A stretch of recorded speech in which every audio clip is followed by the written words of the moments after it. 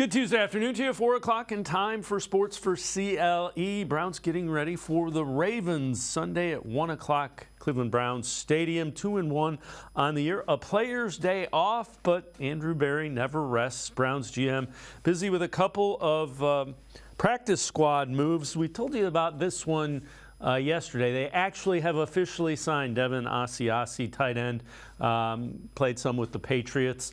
And they also signed Deion Jackson, a third-year running back. Actually was the Colts' starting running back week one, didn't play very well. He is in his third year as well. They released Tristan Hill and free agent running back Hassan Hall from the practice squad. Let's welcome in Mary Kay Cabot. And Mary Kay, again, practice squad guys, but Jackson is a guy who was the Indianapolis Colts starter week one. Andrew Berry just, those are guys that they obviously had seen and liked what they saw, so they're now on the practice squad, always kind of working the back half of that roster. Yeah, well, when you have a situation like the Browns have right now at running back, you really have to keep guys in the pipeline. You have no idea what's going to be happening. Now they have somebody in there with some game experience and somebody that can, if he needed to be called up, he could do some things. He probably also has some special teams ability, and now they're juggling things around on special teams. So definitely something to keep an eye on. So the other thing, when we look back at the Titans, Deshaun Watson played his best game as a Cleveland Brown, and the numbers are pretty good. 27 of 33, 289, 2 touchdowns. You see the 123.4 QBR. And keep in mind, would have had another long touchdown if not for a whistle. I get those things happen. I know you've answered this question before. Do you think he's turned the corner? Are we starting to see more of the form that made him a Pro Bowler with the Texans? Well, let me first say that I just thought it was an absolute gross overreaction by so many last week after one bad game in Pittsburgh for so many people to completely write off Deshaun Watson. I mean, that is just absolutely absurd to do that after really what amounts to one game. And I don't think that you can really look at the 6 games from the end of last season and lump them into this season. It's a new year, a new system, new personnel, and we know that last year's 6 games came with its own set of circumstances. So I don't think we need to lump these whole 8 games together. I think he should be judged for the most part on what he does this season. And, for everyone to say that he was finished and that he was broken and all those other terms that I heard from last week, I just thought that was preposterous.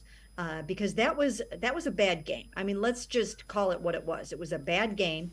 I thought he lost his cool. I thought he lost his composure. I thought he got outside of himself, and he did not manage the game well. That's evidenced by the fact that he got 2 face mask penalties. So after the pick 6, after Nick going out, he took too much on his shoulders and didn't realize, hey, I have a defense that is playing really, really well, and I don't have to knock over the world in this game. I just have to stay calm and do my job. And that's what he did for the most part in this last game. He had to overcome some adversity against the Titans early on, but he did that. He set aside, that bad throwback. He set aside some other things that happened in the game that weren't perfect, and he went on to do what he had to do. I think it should also be noted, however, though, that this is a bad pass defense that he went against. So before we go saying that Deshaun has turned the corner and now everything's going to be fine and he is what he was in Houston, let's just take it for what it was worth. It was a really nice bounce back performance against a pedestrian pass defense. Yeah, it's absolutely fair. Do you think, did Kevin Stefanski do some things relative to what the play calling and formations to try to get Deshaun going early, do you think? He did, and and some of those things worked against this team, and some of those things didn't work as well against this team. And some of the things that he tried to do in this game might not work against the San Francisco 49ers, who are coming in after the bye week, or might not work against the Baltimore Ravens this week. So you kind of have to take each week as its own entity, and maybe when it's so early in the season, not make like really bold proclamations or sweeping generalizations about where this team's at, where it's going, and how good anyone is. Because I don't think we can draw some of those conclusions until probably almost like late November when it comes to, who's doing what and where this is all headed. But for the most part, Kevin did a nice job. He tried to get a lot of different guys involved, and he did to a degree. I think they still need to try to figure out how to make the most out of Elijah Moore. But certainly the connection between Amari and Deshaun, that's really coming along nicely. But there's still a lot of room for improvement. And I know this was one of your Hey Mary Kays, found it really interesting. Do you think Watson in the offense would benefit from a no huddle in kind of trying to get Deshaun flowing in a rhythm? Yeah, I think some use of the no huddle is good. They've done it some, and they will do it more. They'll continue to do it, but it will be done on a matchup basis. Now, he's good at taking the reins and running the show and doing those kinds of things. But, to use it in places and to change up the tempo of a game, that's what they'll use it for. It's not going to be, the staple of their offense necessarily, but it will be used in spots, and he can handle it well. So, Brian Baldinger, former offensive lineman in the NFL, takes a look at Jerome Ford. Take a look at what he saw with Ford on tape against the Titans. So Jerome Ford makes his first NFL start in 2 years. Do we know that he can line up at wide receiver and get matched up against a linebacker and double move Al Shahir right there? Easiest touchdown pass Deshaun Watson's made all year. Now, you got 13 personnel. Hudson, couple tight ends. All right, Batonio's going to pull. Get in your all-pro left guard's hip. All right, let him do his thing. Now you got two guys to beat. Can you turn the corner and get to the pylon? Oh, yeah. 2 touchdowns in his first NFL start. And then, look, this is a great defensive front of Tennessee. The yards are tough. Sometimes, you just take what you can get. But you can see the burst he has from the outside and then the stiff arm. Nice debut for Jerome Ford. And Mary Kay, I think that's a valid point. They're not a great pass defense. They're pretty good up front. And Jerome Ford, he's not going to be Nick Chubb, but to expect him to be, I don't think the coaching staff is expecting him to be Nick Chubb. They can't. No, they're certainly not expecting him to be Nick Chubb, and they will play to his strengths. When it comes to down for down running the football, this was not the performance that they're going to need going forward. You have to average more than 1.8 yards on your 10 carries if you're going to be able to get this running game accomplished the way that they want to. But he did do some nice things when called upon, and you're right. That was a really nice route that he ran, double move there, getting that mismatch and taking advantage of it. And he does that really well. He's got really good hands, and they will utilize that even more and more as time goes on. Sometimes you have to see these guys in a football game before you can figure out exactly who does what well. Now, the only thing is for the Browns, their bye week comes so early that they're not going to have a huge body of work before they have to kind of break it all down over the bye week and figure out how to tweak things and make things better. It would be better for them, obviously, with everything being so new, if they had 6, 7, 8 games to really kind of catch their breath and figure out how they want to change things up a little bit, but they don't have that luxury. And they're going to have to figure a few things out after this Ravens game, but certainly some things are starting to emerge. I think there was 6 or 7, it might have even been 7 different Browns carried the ball. Moore comes to mind. They used Harrison Bryant on some sneaks. Do you expect them to continue to kind of use that group approach? Yes, they're going to run the ball by committee. Now you've got Kareem Hunt. He will be even more up to speed this week. He'll know a little bit more about this particular new offense and the scheme that they're running and the concepts that they're running. So he might get a few more carries, and he does look leaner and lighter and probably quicker. And that's what they need from him. They need him to hit the holes and be as explosive as he can be. Again, you've got Elijah Moore running the ball. You've got Deshaun running the ball and some others. So they will run the ball by committee. Maybe they'll find some more things for Pierre Strong to do as well. So, yeah, you can't replace Nick Chubb with just one guy, and they certainly won't try. So the defensive side of the ball has been really good. Take a look at the pressure rates for the defensive line. Myles Garrett, 22.2%. Alex Wright, 16.7. Smith, 12.3. Harris, 9.4. Okunranko, 8.1. Your tackles, Elliott, 6.5. Tomlinson, 6.2. The 22.2 is a significant improvement from Garrett's 14.9 last year. You can't really ask much more of a defensive line than what they've given you through 3 weeks. Right. I mean, it's been a nice 3 games for them. There's no question about that. And I do think that the performance that we're seeing out of the defense is going to be sustainable. I think they will continue to get better. But we must remember that they have not played the offensive juggernauts of the NFL yet. I mean, they are going to still have some tougher tests coming up along the way. We don't know yet what the Ravens are going to have in store for them. We don't know yet what Kyle Shanahan is going to have in store for them when the 49ers come into town. So even though, everything has been tremendous with the defense so far, and I really do think that this defense is going to continue to be amazing. Before we christen them the 85 Bears, let's give it a little time. Let's see how it goes over the next 4 or 5 weeks. So who has impressed you? The line has been impressive without question. Who's impressed you in the back half? So the linebackers, secondary, who has really stood out as having a nice beginning to the season?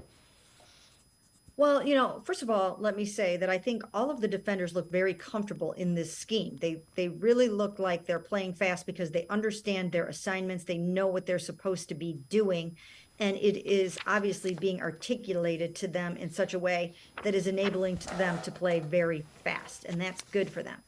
Amongst the linebackers, we've seen Anthony Walker made a really nice play at the goal line, swatting a pass down on Sunday. JOK, in my opinion, the lights have come on for JOK in this scheme. He knows where he's supposed to be. He doesn't look lost like he did at times in the past. He looks like he knows exactly what he's doing. That's going to enable him to come up with some big plays as he moves forward. I think you should expect to see some sacks and some forced fumbles and maybe some interceptions out of JOK, some big impact plays.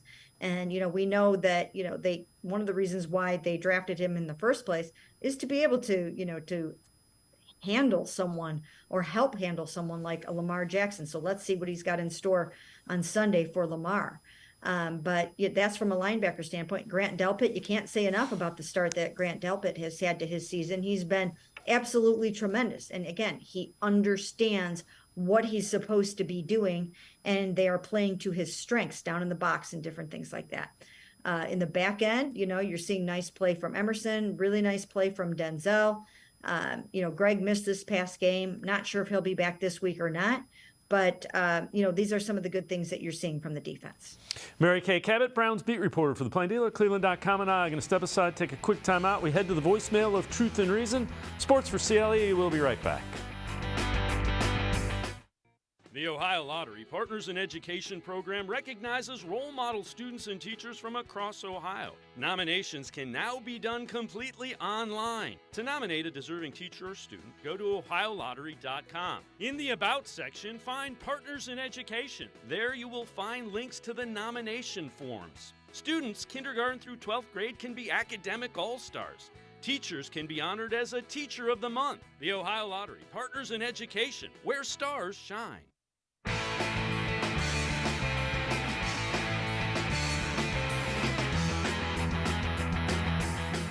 We continue talking Browns with Mary Kay Cabot, Browns beat reporter for the Plain Dealer and cleveland.com. Let's head to the voicemail of Truth and Reason. Dave, I saw something yesterday that made me change my tune a little bit on Deshaun Watson. It occurred to me that maybe Deshaun Watson subconsciously was in a little bit of a superstar battle with Nick Chubb. Chubb wasn't available yesterday. Deshaun knew that there was no obligation to get him the ball as many times. He put up great numbers, and where that massive Nick Chubb presence wasn't there, I mean, we didn't have a whole lot of rushing yards, but we were very productive with the offensive game plan that they ran, and they spread it out more. So this offense not clicking may have been a combination of Kevin Stefanski feeling obligated to try to get Nick Chubb his carries and his yards, and Deshaun Watson feeling that a little bit as well. But I'm very pleased with what we saw yesterday. Y'all take care. God bless. As always, appreciate all the voicemails. Mary Kay, I don't think there was any battle between Nick Chubb and Deshaun Watson. If anything, I think you kind of hit it on the head. I think Deshaun Watson tried to do too much in the absence of Nick Chubb against the Steelers. Yeah, I think so too. I don't think, I mean, I appreciate when our fans and readers and callers think critically and try to come up with reasons and solutions. And I love it when people really try to think about these things in smart ways. But in this particular instance, knowing Deshaun the way that I know him, sort of a little bit behind the scenes from doing this every single day, he thinks the world of what Nick Chubb brings to the table and Nick Chubb as the person, and he is thrilled to have him on the field with him. And I don't think anything had anything to do with how he feels about Nick Chubb. I do think that he got rattled when Nick Chubb left the lineup. As far as what's wrong with this offense, I mean, it really was one bad game and a gross overreaction by everybody in the world. All right, so earlier we heard Brian Baldinger. We saw him kind of break down Jerome Ford. This has become a weekly thing. Brian Baldinger seems to really like DeJuan Jones. Here's what he saw from DeJuan Jones, the rookie right tackle. Let's watch DeJuan Jones here in his third NFL start, because he went up against a lot of good rushers with no help, like Harold Landry right here. Excellent position right here. You can see the size difference right there. Just swallows Landry up. Watson has time. Nice throw. Now, he changed up his technique. Watch him on Danico Autry. Watch the punch. The punch. The punch. 3 punches right there. Jab, jab, jab.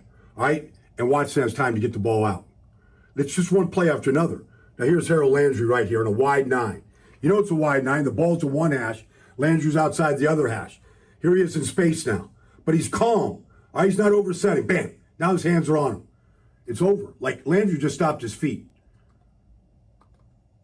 Throw to Elijah Moore. All right, now, let's bunch it all up here, and then let's just get a couple all-pros go at it. Batonio and Simmons just battle it out over here. And Watson makes the touchdown throw here to Jerome Ford. Beautiful. All right, now here we go. They're a big deep ball team. All right, a couple touchdown passes, 4 DPIs, like a couple completions.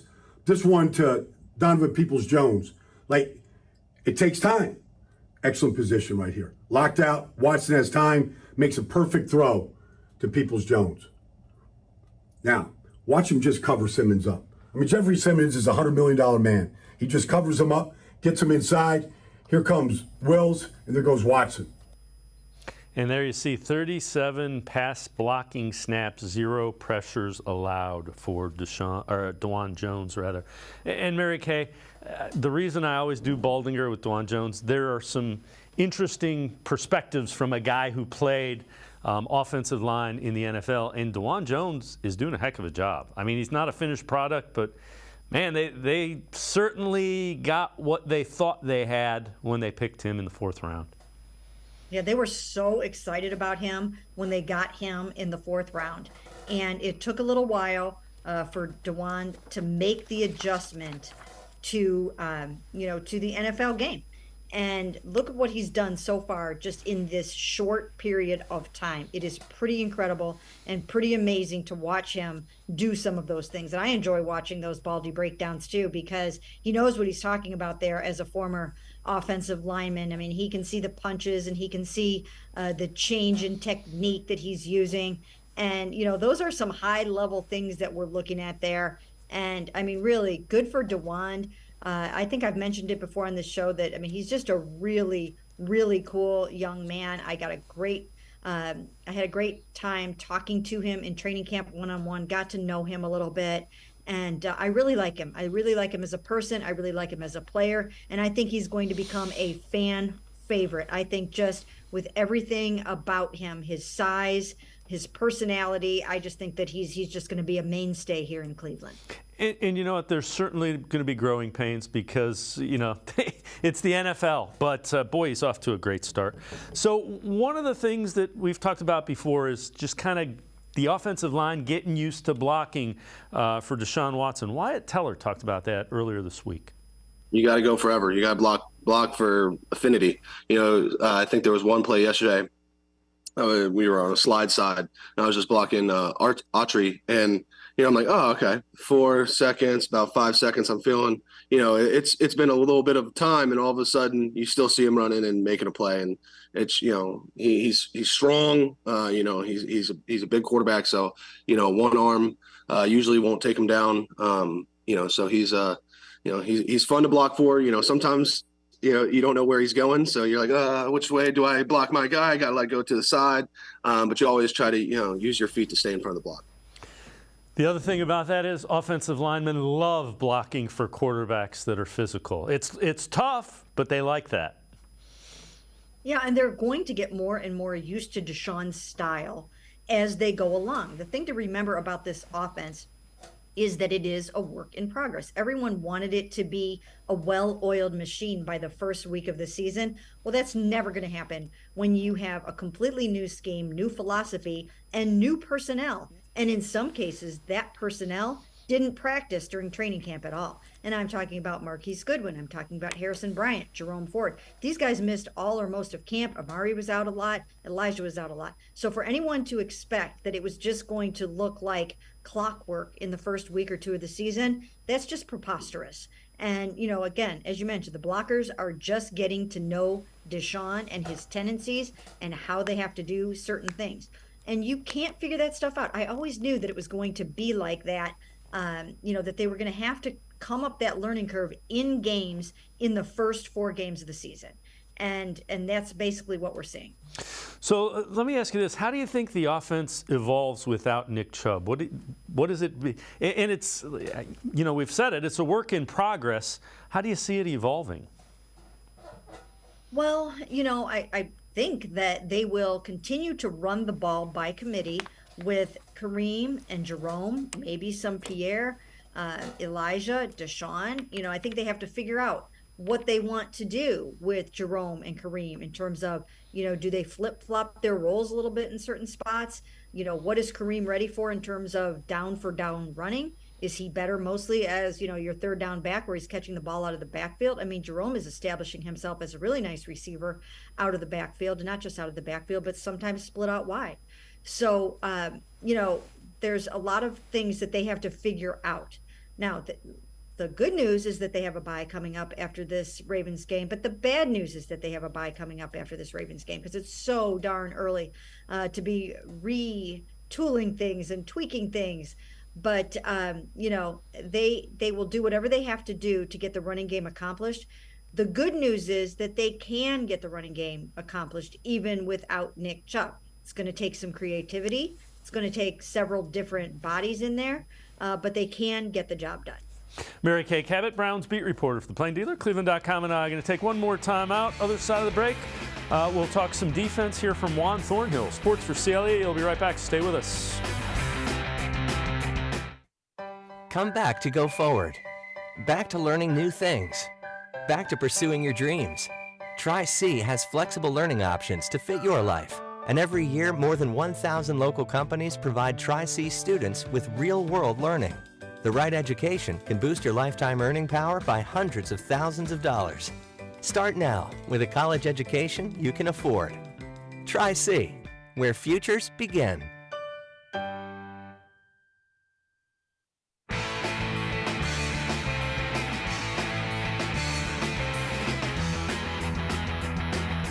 We continue talking Browns with Mary Kay Cabot, Browns beat reporter for the Plain Dealer, cleveland.com. Browns free safety Juan Thornhill. On if he expected the success that the Browns are having this early, and what's allowing this defense to be really good. With some coaches, they basically just have their scheme and then they just stick to what they do. But with Coach Schwartz, is what I learned is that he calls plays to basically in our favor. Like for example, if I'm a really good cover guy, he's going to put me in situations where I'm going to cover. Like if you look at Grant, he's really good at working in the box. So he's going to find a way to put Grant down in the box. He's putting us in the right positions to make plays. Like I've been talking about it since I first got here. Like I see the pieces each and every day, just seeing the talent that we have. And it's finally like coming together and the world is starting to see it. Like guys are making a lot of plays and everyone is starting to recognize what we're really capable of. Mary Kay, when you hear players talk like that, there's a trust in what the defensive coordinator is asking them to do. Yeah, you know what? Here's the thing, as we've been saying, Jim Schwartz has really made it clear what he wants, and he's so experienced. He's won a Super Bowl. He's been a head coach. He's been a coordinator for so many years, and that experience is really showing up in the way that he is coaching these guys up and getting them to play together so well in the early going. It's not hard to get the buy-in. Myles Garrett was bought in from the start, and I'll tell you, when you have Myles Garrett bought in, then you're really onto something there. And I remember Jim Schwartz during his introductory press conference saying that his best players would also be his best leaders, and that's proving to be true. And you're just seeing some really, really nice defensive performances to the point where I think you will have multiple Pro Bowlers on this defense this year. You mentioned Myles Garrett. I know you wrote an article just about his game against the Titans. Take us through that. Yeah, I'll tell you what, he really, really did a nice job to the point where he put himself squarely in the conversation for NFL Defensive Player of the Year, even though it's early in the season. Had he not had that outburst of a game, then, he would have fallen significantly behind a player like TJ Watt, who now leads the NFL with 6 sacks already. That's amazing. That's on pace for 34 sacks in the regular season, which would by far shatter the NFL record. So Myles had only 1 heading into that game. And if he had only gotten another 1 or 1.5, he would be significantly behind TJ. Now he catapulted himself right up to number 3 on the sack leaderboard. And he's right in the thick of it. And that's what we expected, that he would be in this Jim Schwartz defense, like right in the challenge, right in the hunt for NFL Defensive Player of the Year. And of course, for him, that's important, but it's secondary to him to winning that Super Bowl and hoisting that Lombardi trophy. But if you keep getting games like this from Myles Garrett where he just can't be blocked, you're going to be winning some football games, and you are going to find yourself in the playoffs after the season is over. So the Browns 2-1 on the year, and they are -5 in the turnover battle. The only teams with a worse turnover margin, the Raiders and the Vikings. And you see the worst is at the top. That is not a neighborhood you really want to be in if you're the Browns, because there's a couple of winless teams that are right there and a bunch of one-win teams. Given the fact that they have struggled with that turnover battle, how impressive is it that they're still able to be 2-1 on the year? Well, I think that's a testament to the defense and how well the defense has played so far this season. That doesn't happen if you don't have the defense completely shutting down football teams after those takeaways. And that number completely corresponds with what the Browns are doing in the red zone, completely denying teams most of the time from even getting in there. So, obviously that has so much to do with that, but you can't do that and sustain it throughout the season. You can't consistently turn the ball over and hope that you're going to continue to win games like that. So they've got to learn to protect the football, and they've got to tighten up those numbers. All right, before I let you go, Ravens are up next. What do you think Jim Schwartz does defensively with Lamar Jackson and that Ravens offense? That's the thing. I'm curious to see what they do. Well, you know what? I mean, I think he's going to get those linebackers, shadowing him and following him and making sure that he doesn't, get outside and get to the second level and get to the third level. Obviously, they don't even want to let the linebackers have to do the dirty work. They want the defensive linemen to be getting to him and disrupting him so much that he cannot accomplish anything. So I'll tell you what, Todd Monken, the former Browns offensive coordinator, has his work absolutely cut out for him. If he watches what happened to the Titans and what they could not do against the Cleveland Browns, he's going to have to study that film and try to figure out what in heaven's name they can do to move the ball. Now, I mean, Lamar Jackson and Ryan Tannehill are 2 completely different quarterbacks, of course. So Lamar can do some things and hurt you with his legs in a way that Ryan Tannehill can't. But he's going to have to be really, really fast. And no matter how fast he is, I think he's still going to run into a lot of Cleveland Browns. Yeah, I don't expect Jim Schwartz to do anything but be aggressive. He wants to dictate what's going on. Yeah, they're going to have to, if the Ravens want to move the ball, they're going to have to find a way to run it. Obviously, the Titans got nowhere with the run game. They're going to have to be creative. They're going to have to find some weakness in this defense or some way to attack this defense so that they are not embarrassed and humiliated like the other teams that have come into Cleveland Browns Stadium. The Browns are outscoring their opponents there 51-6. Nobody's converting third downs on this team. It is excruciatingly difficult. It's almost to the point where you have to ask your defense to go get the ball and score with it because the offense isn't going to be able to make much hay in most cases. Mary Kay Cabot, Browns beat reporter for the Plain Dealer, cleveland.com. As always, thanks so much for the time and the insight. Appreciate it very much, Mary Kay. Sure. Thanks for having me.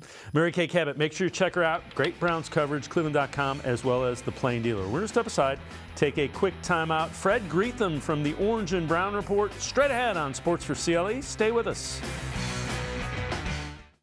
The Ohio Lottery Partners in Education program recognizes role model students and teachers from across Ohio. Nominations can now be done completely online. To nominate a deserving teacher or student, go to ohiolottery.com. In the About section, find Partners in Education. There you will find links to the nomination forms. Students, kindergarten through 12th grade, can be academic all-stars. Teachers can be honored as a Teacher of the Month. The Ohio Lottery Partners in Education, where stars shine.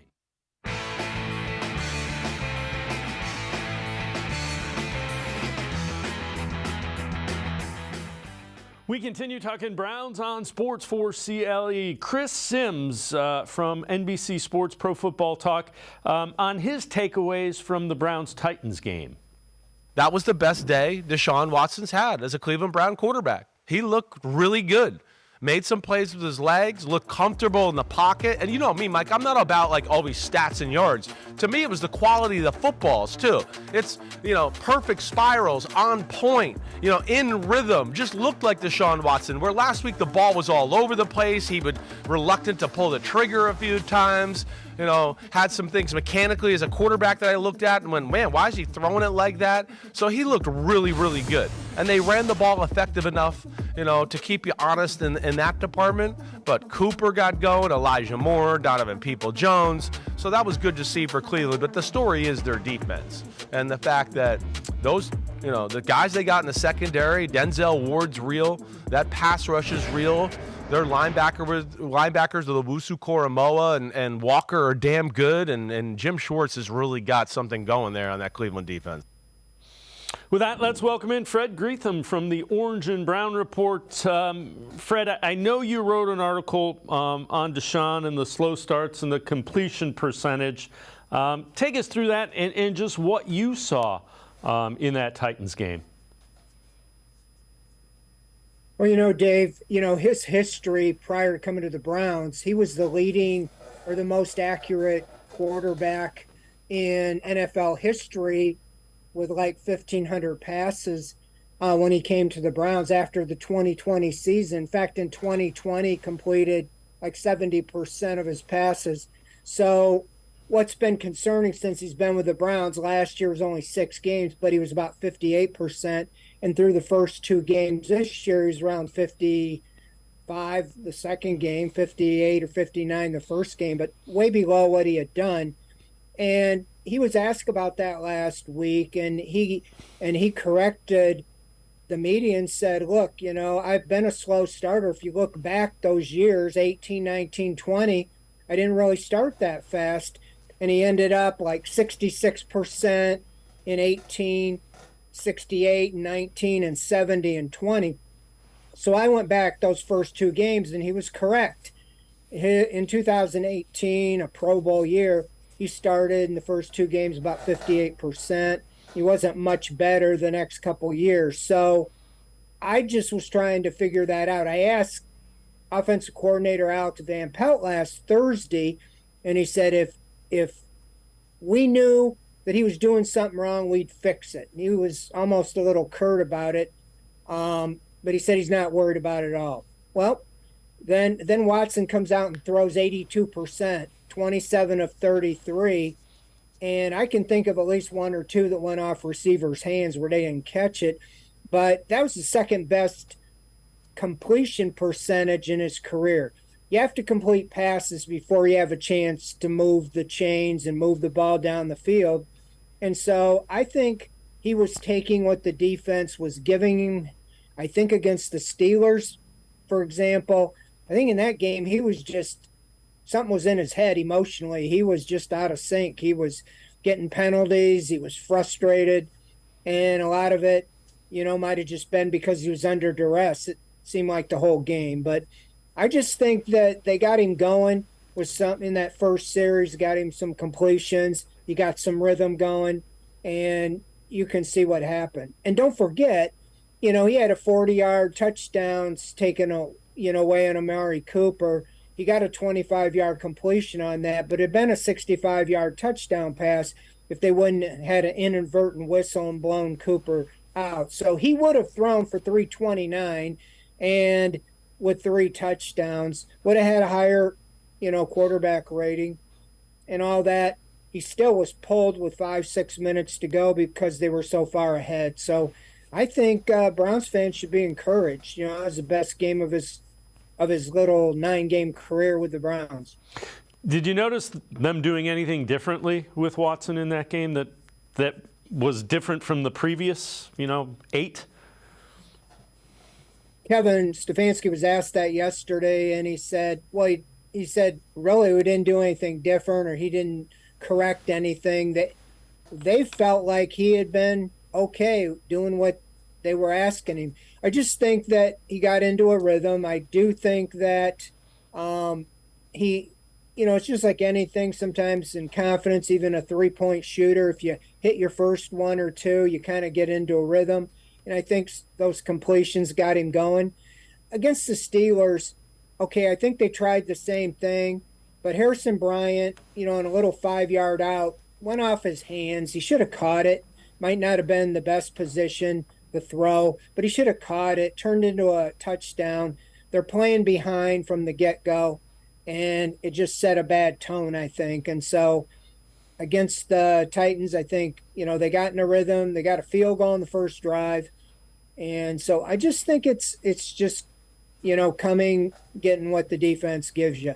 The Titans didn't have the greatest secondary. They had been giving up about 280 yards, but they have a really good front. And I thought they, pretty much shut down the run and forced Watson to throw the ball. And he came through and, and did what was necessary to win the game.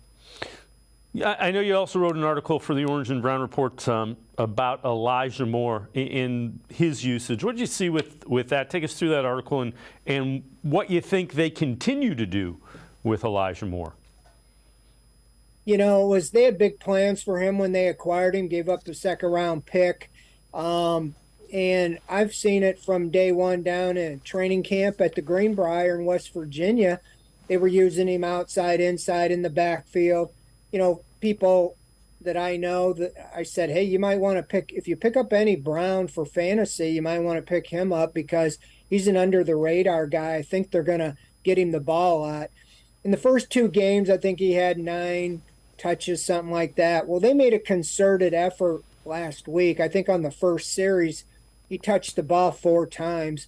They were doing razzle-dazzles. I know Stefanski didn't want to call it that, but pitching it out to Peoples-Jones, back to Moore, to Watson, back to Moore, and then end around, speed, jet sweeps. So he touched the ball 12 times. They threw it 9 times to him. He had 9 completions, but he only had 48 yards or 49 yards receiving, which isn't very good, like 5.4 yards a catch in the first 3 games. So I like what they're doing, but it seems like it's all horizontal. They need to get him involved vertically. He was traded for because he had 4.3 speed, and it doesn't seem like, you're trying to get him around the corner, and he's not able to get around the corner as of yet. It seemed like a quick slant or even using him to stretch the field, and a little more downfield might open up more. But I think that could be what they're doing. I'm hopeful that last week was just putting on tape a lot of little, side-to-side horizontal plays, and maybe now you get vertical with him, because if you got 4.3 speed, that seems to be where you want to use him, not so much sideline to sideline. The other thing is first game without Nick Chubb. Did you notice any alterations to the running game? And do you think Kevin Stefanski alters that? And Jerome Ford, and this isn't a knock on Jerome Ford or Kareem Hunt, they're just not Nick Chubb. Do you think they alter what they do running the football?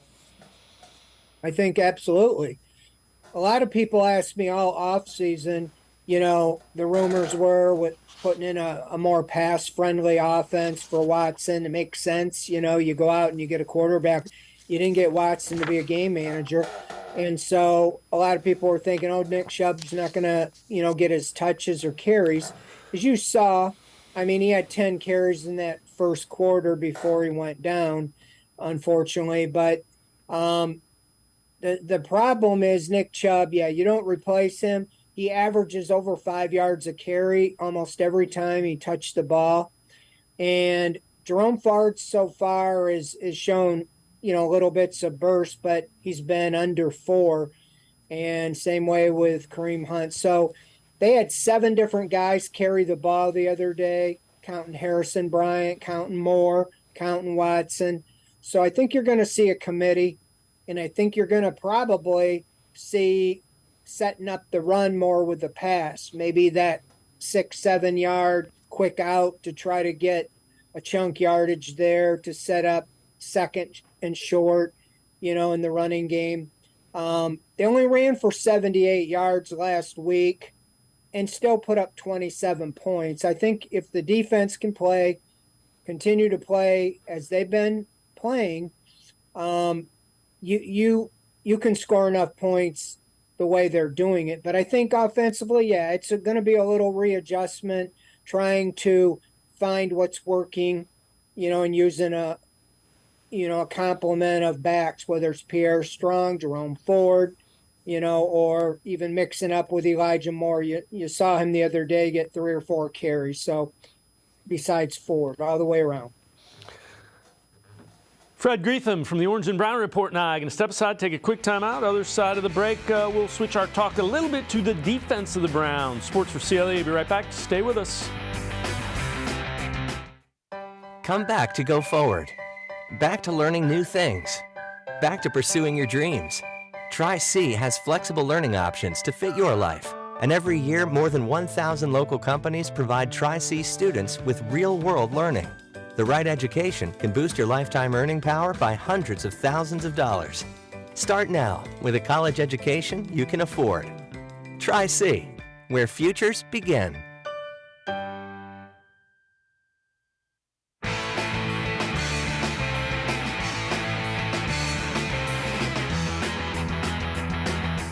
We continue talking Browns with Fred Greetham, senior analyst from the Orange and Brown Report. Take a look at this. Through 3 games, the Browns defense under Jim Schwartz have held opponents to 3 points twice. 3 years with Joe Woods as the defensive coordinator.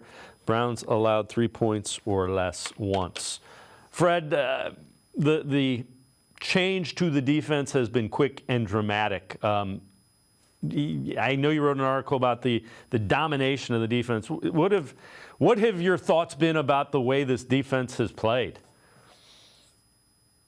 Well, we've talked about it on here from back in training camp, from the first day, of spring mini camp and then into training camp at West Virginia at the Greenbrier.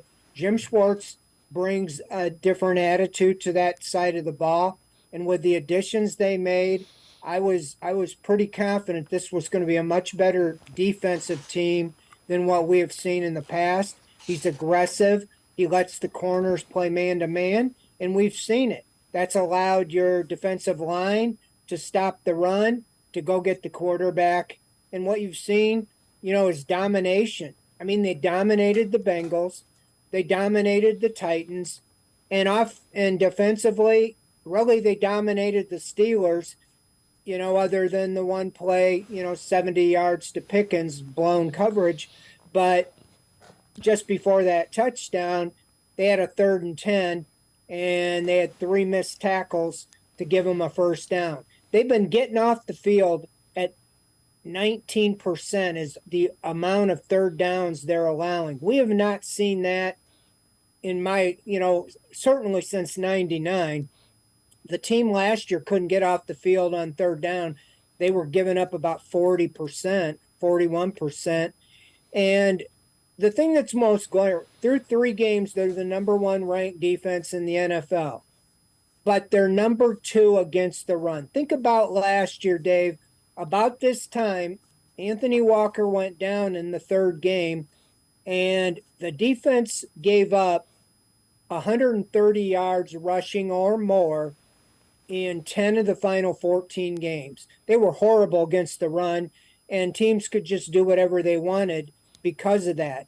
This year, through 3 games, you've had Joe Mixon, you've had Najee Harris, and you've had Derrick Henry. Derrick Henry was held to 20 yards the other day. So it's been very impressive to be able to stop the run and force teams to throw the ball. And then you're set up with Myles Garrett, Zadarius Smith, Okoronkwo, and those guys going after the quarterback. So I just think that's the most impressive is the run stop. To go from what we saw last year to eliminating and allowing teams to get, like 50 yards a game so far through 3 games. Now, they're going to be tested this week, obviously, with Lamar Jackson, but I like where it's heading. And I said the Browns didn't have to be the number 1 defense in the NFL.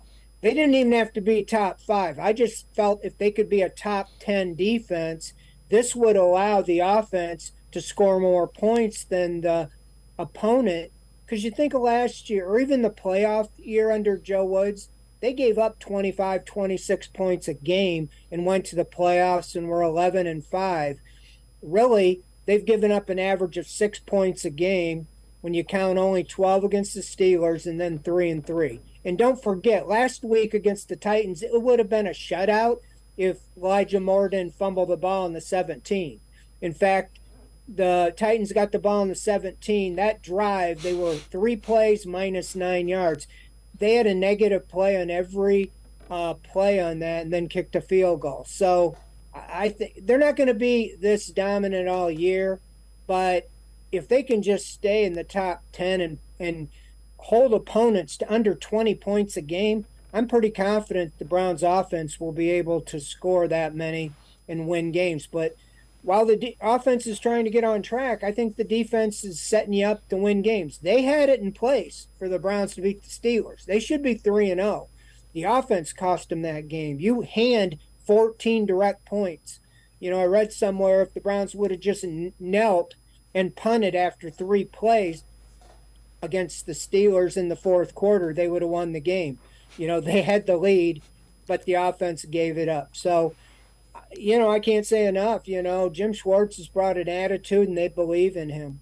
So the other thing is, this is from PFF, NFL podcast. Here's an analytic view of how good the Browns defense has been. One other note here, minus 4.1 EPA per play for the Titans on 1st and 2nd down.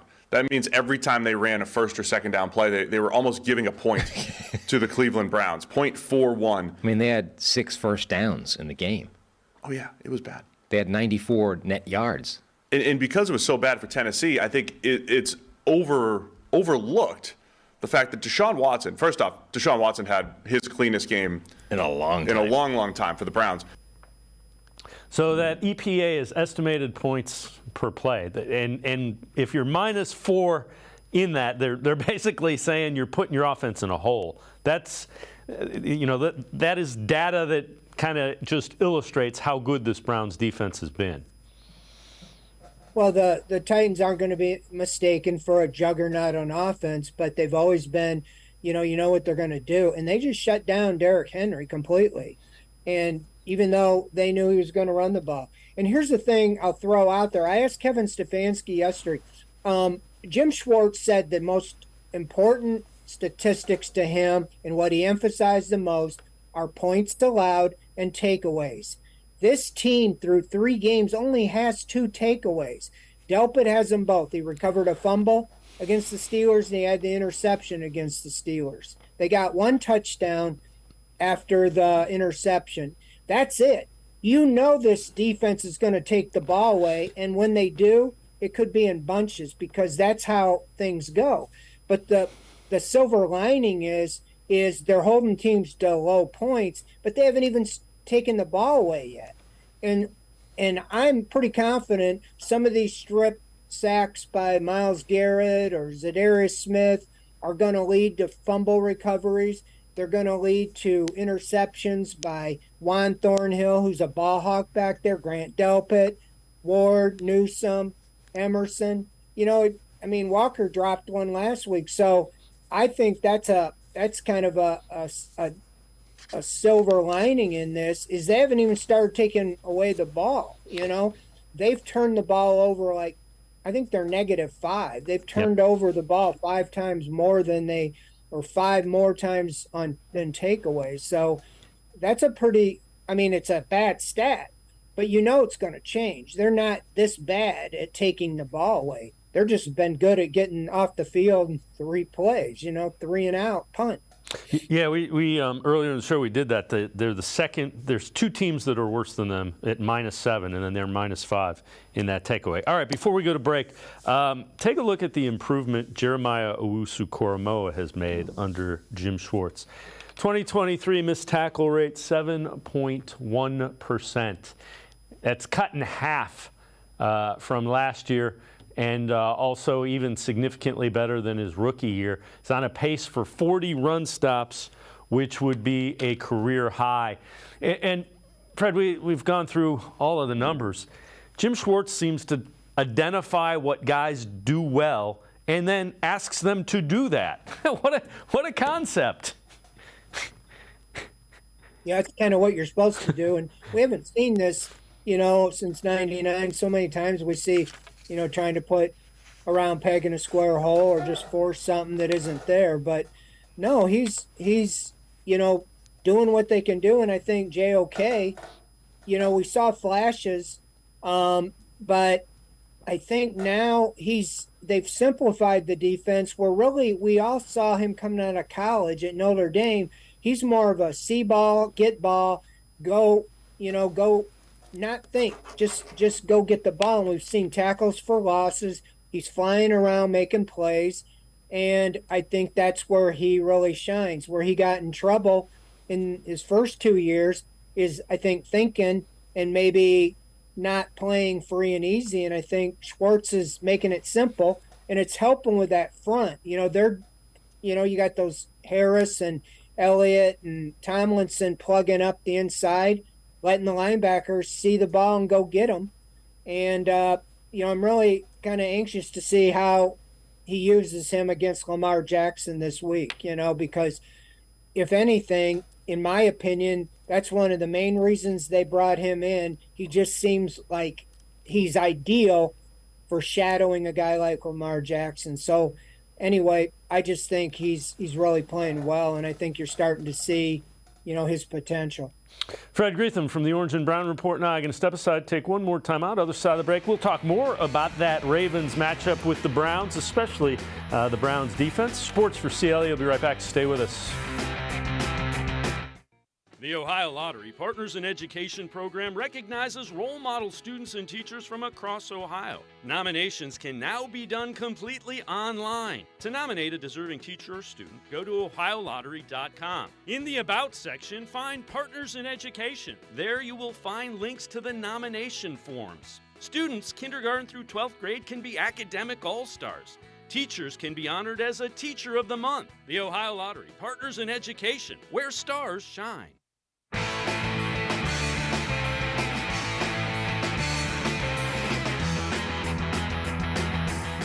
We continue talking Browns with Fred Greetham, senior analyst from the Orange and Brown Report. Fred, before the break, you kind of got into it a little bit.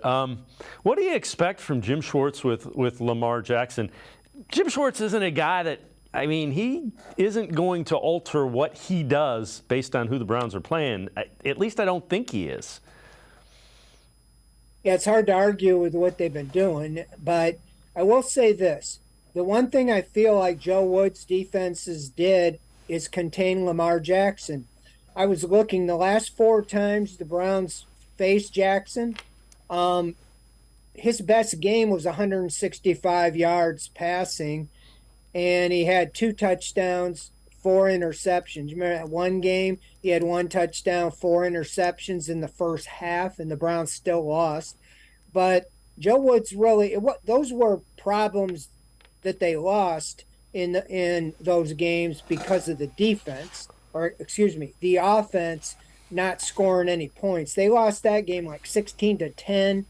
And if you remember the one game, it was JOK's rookie year. He actually knocked Jackson out of the game with he didn't really sack him. He had got rid of the ball, but he tackled him just as he was getting rid of it, hurt his foot, and he didn't play anymore. So I felt like they had him contained. The last time Jackson really lit up the Browns was that night game. I don't know if it's a Sunday night, Monday night, but it was like 47-42. We all remember he came out of the locker room and won the game with 2 minutes to go. But they really he wasn't the problem. They had him contained. So I have to think Jim Schwartz would take some of that into account, whatever it was they were doing, and use some of that same thing. I think JOK was on him a lot. And because we all know where he kills you is running the ball. You know, you have everybody covered and he takes off. I think last week he had over 100 yards rushing, you know, and he can throw the ball. But I think if you can eliminate him taking off and running, you know, at will, that goes a long way because he is susceptible to turn the ball over. So I have to think Jim Schwartz will adapt a little bit to do that. Right now, I don't know where they're at injury-wise. I know they were really banged up at running back and some on the offensive line. I don't know if those guys are going to be back, but I know Mark Andrews is back, and he's always been a killer for the Browns. And the Browns, when they had Jackson kind of under wraps, they also had Andrews under wraps. Again, the game he killed him was at 47-42, but since then, he really was kind of slowed down. So I look for them to come up with, you know, a situation to be able to, you know, put their focus on Lamar Jackson. And I think if you stop him, you stop the Ravens, you know, especially running the ball. Yeah, again, Todd Monken offense has been a little different. You mentioned the running backs. 3 of them are out. J.K. Dobbins is out. Justice Hill was not active. They knocked out Gus Williams. He's in the concussion protocol. So they were down to Melvin Gordon, who they signed off the practice squad. The other thing is, it would seem like 5 down linemen would be another thing because that kind of puts everybody at the line, and that would be something that would be a problem for the Ravens.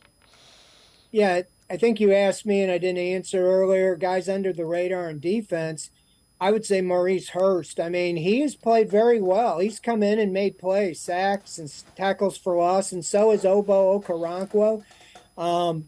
Shelby Harris, Alex Wright had his first NFL sack last week. So that line, that rotation's keeping them fresh, and I think that if you can hem Jackson in, don't let him take off and beat you with his legs. I think you can, if you can control the guys that you've been controlling, the Joe Mixons, the Najee Harris, the Derrick Henry, you ought to be able to control Melvin Gordon or Gus Edwards if he plays. And it's really the Lamar Jackson show. And so I think they'll have a plan to keep an eye on him. It seemed like it'd be ideal to have JOK. Just keep your sight on number 8. Just don't let him run outside. But yeah, I think that those guys on that line, you put 5 up there and take away the run, and gives you a little extra jump on the pass rush. Like I said, they've got some, I know their center's been out. Stanley, their all-pro left tackle's been out.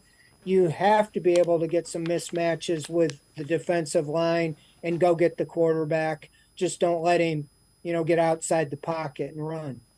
All right, before I let you go, the word is trickling around the internet these days that Jerry Jeudy from the Broncos could be available. Browns, Patriots, and another team were interested. We know before they went out and traded for Elijah Moore, Jerry Jeudy was on their radar.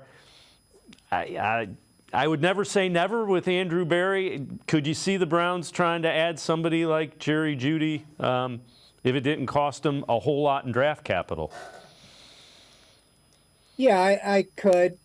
What you just talked about, I don't know what they're asking for. Browns still don't have a first-round pick next year. And again, their highest pick now is the second-round pick. I don't know if you want to trade away the second-round pick, like you did for Moore this year.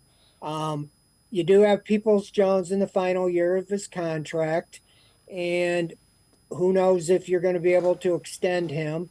You drafted Cedric Tillman. You expect him to play more and more and maybe be a replacement for Peoples-Jones, or you're going to sign Peoples-Jones.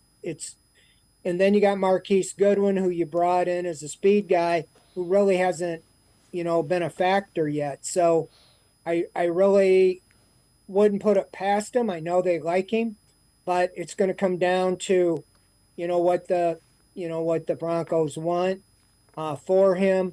I know he's on his rookie contract, but he's gonna. The reason that they would want to move him is because he wants to get paid, when his contract's up. So they do have the money. They've been very, doing a pretty good job of restructuring things so they could fit it in. But, it could be, without Chubb, they might look at, we need another pass receiver.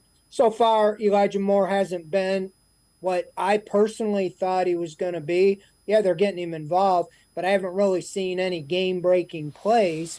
It seems like, he's almost got, I'm not comparing him to Anthony Schwartz, but when he runs around the end, he's got the speed, but he can't get around the corner. They're taking an angle on him. So I want to see him a little more down the field, and stretching the field. But if they think Jeudy can be that guy, I wouldn't be surprised.